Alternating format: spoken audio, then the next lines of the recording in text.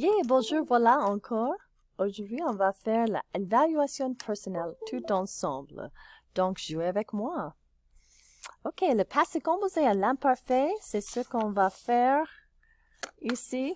OK, match each example to the rule, les règles, using the passé composé in the example illustrates. OK, so alors, j'ai eu faim. J'ai eu faim. I had hunger. Not I was hungry, but literally I had hunger. Why is it passé composé? Because it was a change in the physical state of a person. So it was a change. Not just describing, but like all of a sudden, you had hunger. Ah! Numéro 2. Il n'a pas plu pendant nos vacances. On y a eu beaucoup de soleil. Now these are ones that are usually in the imparfait, but they're in the passé composé for a specific reason here. And this one, let's see. It did not rain during our vacation. Specific period of time there. There was a lot of sun. This would be facts narrating the story. It's kind of like in a sequence. So these are the ones that get kind of picky. That's why we're doing them together. J'ai fini mes devoirs hier soir. I finished my homework last night. I finished my homework last night. What do you think? Yes, specific time in the past. There you go. Tout à coup, Adam est arrivé. All of a sudden, Adam arrived. What do you think? It's moving the plot forward in the story. Action that moves the plot forward, yes. And nous avons sorti la calculatrice et nous avons ouvert nos livres. Puis la classe a commencé. So we took out our calculators, we took out our books, and then class began. That's a bunch of things in a sequence, like this happened, dun, dun, dun. So just, you can have lots of claps in a row. This happened, and this happened. Très bien. Now the imparfait, look at the rules for the imparfait here. J'avais toujours très faim. I was always hungry. What do you think? I was always hungry? Right, that's just describing your physical state. Ils étaient au jardin et le ciel était bleu. They were in the garden and the sky was blue. That's just the background of the story there. Nous allions souvent à la pêche le dimanche. We often went fishing on Sundays. Anybody?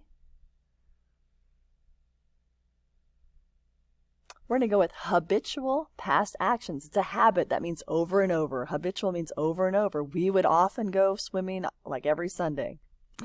C'était une grande maison blanche. It was a big white house. It was a big white house. Oui, you're just describing it. Elle lisait un bon livre. She was reading a good book. She was reading a good book. Right, we don't know when she just was reading. We don't know when it started, when it stopped. She was reading. All right, maintenant nous avons une histoire, a little story here. When I be young. We'd say when I was young. So what would it be? Anybody? You got it. J'étais. Oops. Quand j'étais. Ah. Or not. Quand j'étais jeune, when I was young, my sister and I liked to play. Do we have a specific time or anything or action? Nope, just my sister and me. So, amions, sorry. Ma sœur et moi, amions, jouaient au sous-sol in the basement chez mes grands-parents. Ils blanc une grande maison. They lived in a big house. Since we don't have a specific time or moment, it's just describing them as living in. Ils habitaient une grande maison à la campagne, très vieille, very old, avec beaucoup d'objets étranges, with a lot of strange objects.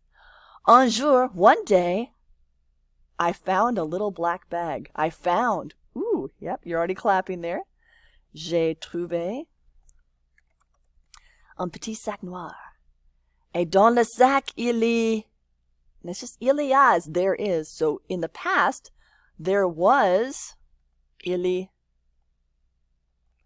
Yeah, you're just describing it. There was, il y avait quelque chose incroyable. Oh, they got us started and didn't know it. All right, read it with me. Here we go.